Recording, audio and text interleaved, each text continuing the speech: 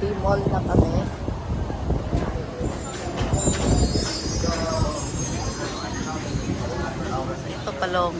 Ito pala yung sinabi nilang D-Mall. Ang sikat na D-Mall.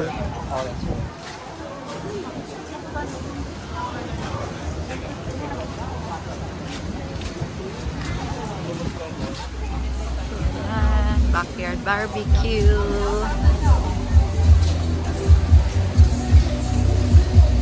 Okay, so nag-shopping kami ng mga t-shirts.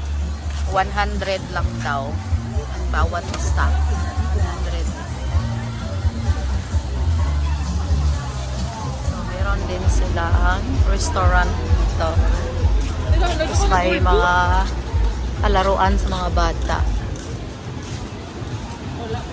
Oh yeah, nice ang restaurant, seafood restaurant.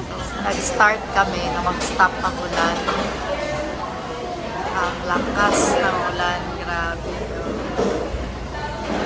So nag-grocery kami just in case hindi kami makakalabas sa hotel. Meron kaming pagkain. Kasi may bagyo.